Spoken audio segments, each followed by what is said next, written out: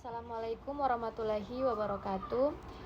Yang pertama, keberhasilan pembelajaran akidah akhlak dipengaruhi oleh berbagai faktor yang berasal dari peserta didik, guru, dan juga lingkungan belajar. Karena pembelajaran akidah akhlak tidak hanya bertujuan untuk memberikan pengetahuan, tetapi juga membentuk sikap dan perilaku peserta didik.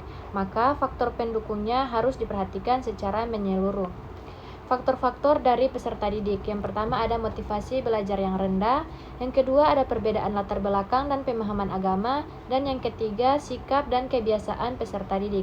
Solusinya yaitu guru menggunakan metode pembelajaran yang menarik seperti diskusi, studi kasus, permainan edukatif, dan juga pemberian contoh nyata.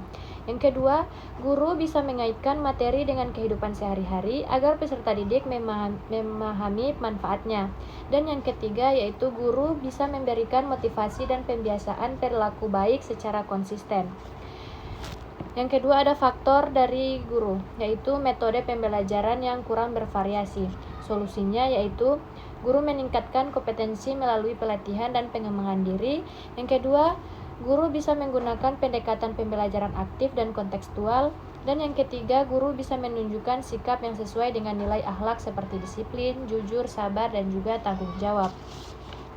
Dan yang terakhir ada faktor lingkungan belajar, yaitu bisa dari faktor lingkungan keluarga, lingkungan sekolah, dan juga pengaruh teknologi dan pergaulan.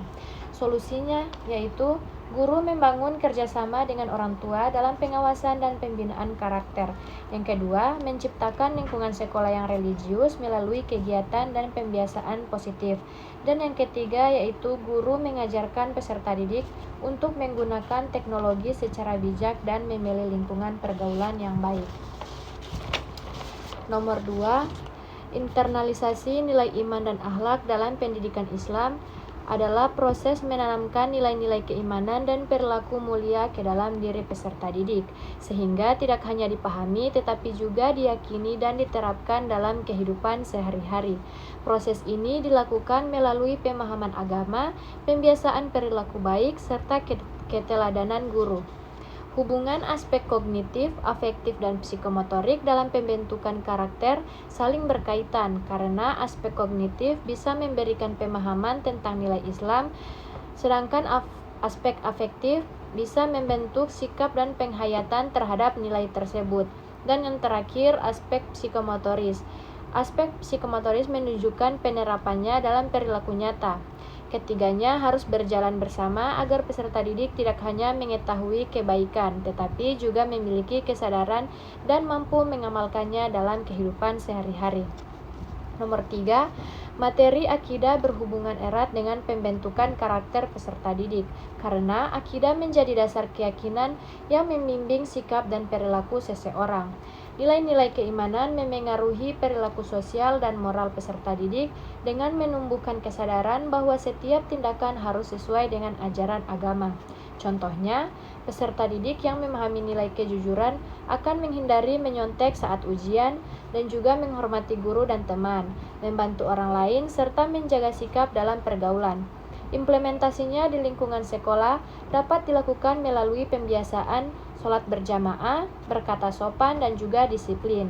Di lingkungan keluarga bisa melalui sikap hormat kepada orang tua dan juga membantu anggota keluarga. Sedangkan di lingkungan masyarakat bisa melalui kepedulian, kerjasama, dan juga menjaga hubungan baik dengan orang lain. Nomor 4, materi akidah akhlak, yaitu akhlak terpuji atau kejujuran. Langkah-langkah pembelajaran untuk menanamkan nilai kejujuran kepada peserta didik. Yang pertama ada pendahuluan. Guru menjelaskan pentingnya sikap jujur dalam Islam serta mengaitkannya dengan kehidupan sehari-hari peserta didik. Yang kedua, penyampaian materi. Guru menjelaskan pengertian jujur, dalil tentang kejujuran, dan juga manfaat bersikap jujur, serta dampak dari perilaku tidak jujur. Yang ketiga ada diskusi dan contoh kasus. Peserta didik diberikan contoh masalah seperti menyontek saat ujian ataupun berbohong kepada orang tua. Kemudian mendiskusikan sikap yang seharusnya dilakukan. Yang keempat ada praktik dan pembiasaan. Guru membiasakan peserta didik untuk berkata benar, mengerjakan tugas sendiri, dan mengakui kesalahan, dan juga tidak mengambil hak orang lain. Yang kelima ada evaluasi dan refleksi. Guru mengevaluasi pemahaman peserta didik serta meminta mereka merefleksikan bagaimana menerapkan sikap jujur di sekolah, keluarga, dan juga masyarakat. Melalui langkah-langkah tersebut, pembelajaran akidah akhlak tidak hanya memberikan pengetahuan, tetapi juga membentuk karakter peserta didik agar memiliki sikap jujur dalam kehidupan sehari-hari. Nomor 5 ada Quran surat Al-Mujadilah ayat 11. A'udzubillahi minasyaitonirrajim. Bismillahirrahmanirrahim. Wa yarfa'illahu allazina aminu minkum wallazina utul ilma darajat. Yang artinya Allah meninggikan derajat orang-orang yang beriman dan berilmu. Hadis Tolabul ilmi faridotan ala kulli